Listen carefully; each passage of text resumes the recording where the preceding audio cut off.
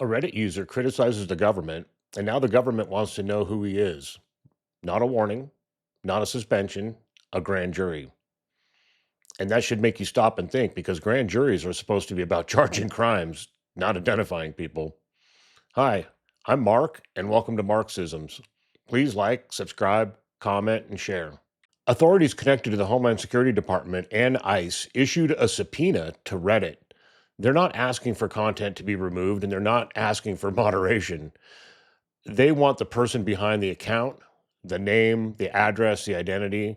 And as of right now, there are no publicly confirmed charges, no conviction, no trial, just a push to unmask someone for what they said. Now, here's where this potentially gets more serious. This wasn't just random commentary. The user also posted information about a federal agent referred to as Ross, Jonathan Ross. And that detail matters because depending on what was posted, this is either protected speech or something much more serious. Okay, now here's something else to consider. Reports suggest that the agent referred to as Ross had already been identified in news coverage. So if that's true, then we're not talking about exposing a hidden identity. We're talking about repeating information that was already public. And that raises even bigger questions. If the information was already out there, why is identifying the person who shared it a priority? Because again, we still haven't been shown exactly what the post was. And that detail is everything. Was this just repeated public information? Or was it presented in a way that the government believes crossed a line? And until that's clear, you're left with the same problem, a case moving forward without the public seeing the full context. Now hold that thought, because this isn't happening in isolation. In Spokane, Bajan Mavawala II was indicted by a federal grand jury, not for posting online, but for protesting.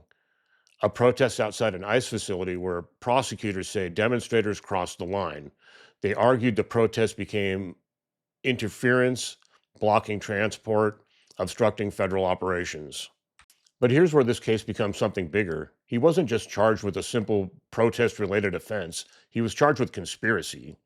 And that matters because conspiracy isn't just about what you did, it's about what the government believes you agreed to do.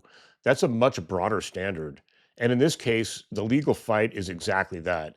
Did a protest become a conspiracy, or is the government stretching the definition to cover protected activity?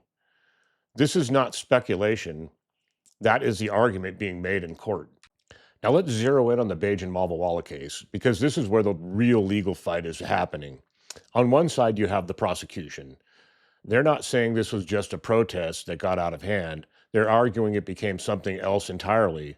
Their position is that once people began acting together, blocking vehicles, positioning themselves, interfering with federal agents, it crosses the line into coordinated action.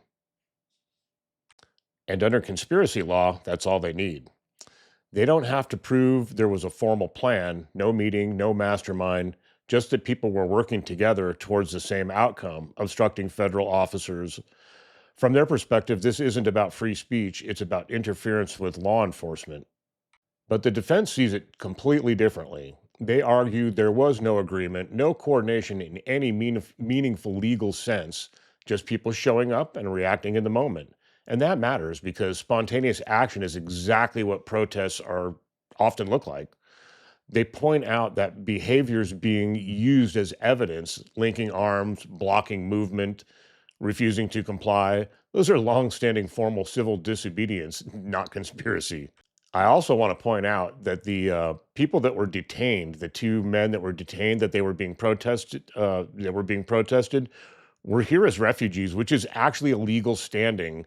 So they had no business detaining them in the first place. ICE was completely in the wrong here. So their argument cuts straight to the core. If those actions can be labeled as conspiracy, then the line protecting protests starts to disappear. And that leaves the court with one critical question: where does protest end and conspiracy begin? Here's Bajan being arrested at his home by the FBI. So now look at both situations side by side. In one case, the government is trying to identify someone based on what they said. In the other, the government is prosecuting someone based on how they protested.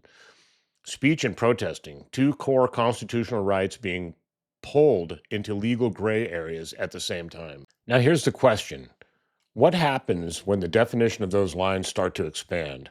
Because in the Reddit case, we don't even know exactly what the post was, and yet it's being treated as serious enough to justify charges. And in the Spokane case, everything comes down to one question. Did a protest become a conspiracy? That's the line. And that line is starting to move. These weren't fixed boundaries, they're interpretations. And those interpretations aren't being made by the public, they're being made by the government. So call it what you want, but when speech is being pursued and protests are being redefined, that's not random. That's how patterns start. And patterns like this don't show up all at once. They build case by case, decision by decision, until one day you realize the line didn't just move, it was moved. You don't have to call it fascism, but when the limits of speech and protest both start shifting at the same time, it's not just enforcement, there's a signal because rights rarely disappear overnight. They get reinterpreted, they get narrowed, they get reshaped until what used to be clearly protected isn't anymore. All right, don't forget to like, subscribe, and share, and I will see you in the comments. Check out these other videos, by the way.